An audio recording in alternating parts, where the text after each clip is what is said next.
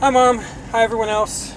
So for those of you that read the Facebook post, the last one I made before I left, this is kind of a follow-up on that. So that trip I got to from when I left home, was supposed to pick up by no later than 11 yesterday, and then it was due, according to them, between 1 a.m. and 6 a.m.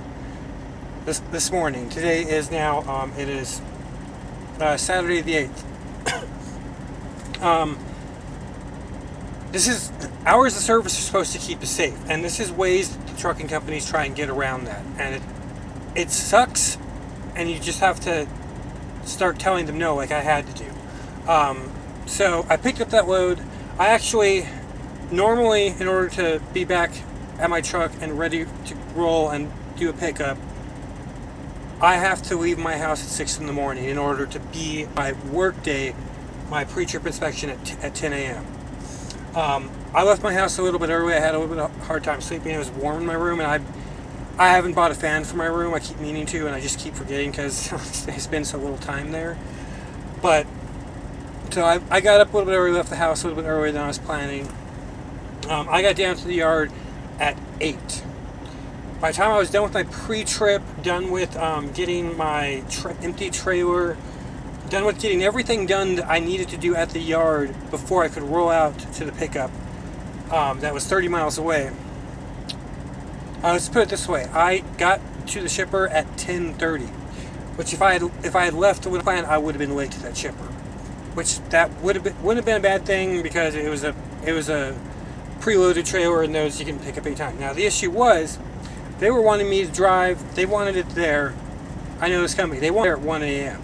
So they wanted me to drive from Moreno Valley, California, up to Reno, Nevada, in one shift, which that's a totally doable shift. If you start your day at your pre-trip, basically, if you wake up and do your pre-trip, start your clock, you've got the full 14-hour clock. By the time I started my actual clock, I had already been awake and working, getting to work and everything. I'd already been going for 4 hours. By the time I made the pickup, I was 6 hours into my day.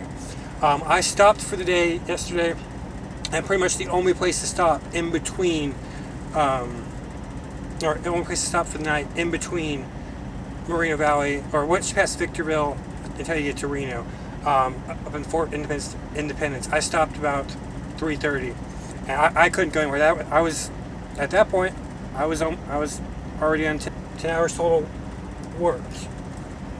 And I told them at the pickup, because I knew this was going to happen, that when I sent in the message I have to, I told them I'm not going to be at this drop-off until 9. Like I said, in this you just have to start putting your foot down on things, and it's because the people behind the desk don't look at everything that's going on. So I'm on 3:30, and just about 4 o'clock, I'm in sleeper berth. I'm not supposed to be disturbed. I had forgotten to turn my phone down, my ringer down like I do. I get a message about a new load that they want me to do. This load was supposed to pick up tonight, on the 8th, at 11:30 at night, and had to be down in Las Vegas by 10:30 tomorrow morning. So, in order to make that 9 o'clock appointment, I had to get up at 3 in the morning today. So what they wanted me to do was get up at 3, be there at 9, and I thought this was going to be live unload, so I thought it was going to take some time. I got there at 8:30. It was a drop at a Walmart, and Walmarts are pretty decent when it's a drop. I was actually done there at 9:15 this morning. That would have given me just enough time to get to this truck stop I'm currently at, finish my pre-trip, go into sleeper berth, so I could get that 10-hour, so I could roll at 11:30. This is where they try and screw you by. They're not wrong. That works within the legal limits of the hours of service. But how many people can just flip their schedule? I went from driving during the day one day, got up very early, and now they want me to, the following, within a 24-hour span, flip it so I'm going to drive all night. And I declined that load at 4 o'clock. I said, no, it's unsafe driving hours. About 8 o'clock that evening, I woke up, had to go to the bathroom real quick. I saw there was another trip. It was the same trip by a different person. I told them the same thing. Can't do it. That will be unsafe. And then went back to sleep. Got up at 3 in the morning, and the same person this time had sent me that trip again, which I declined. About an hour before I got to my drop-off, I got the messages. I got the thing going off saying there's a trip again. I couldn't check it until I got to the drop-off. It was the 4 fucking times. And now on this fourth one, these 2 times, it was one of the same after-hours people. This one was the same person that sent it to me the previous day. 4 times they have sent me this trip that I've already told them is unsafe for me to do.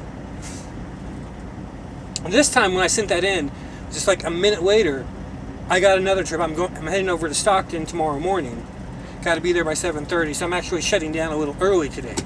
I'm running out of time right now, but that was supposed to be much briefer. But that's something on the political front that needs to change. The hours of service are for safety. Me personally, I think they need to be gotten rid of, and like everyone else, truckers should be paid hourly. I'll go into this in another video. Talk to you guys later. Love you, Mom. Bye.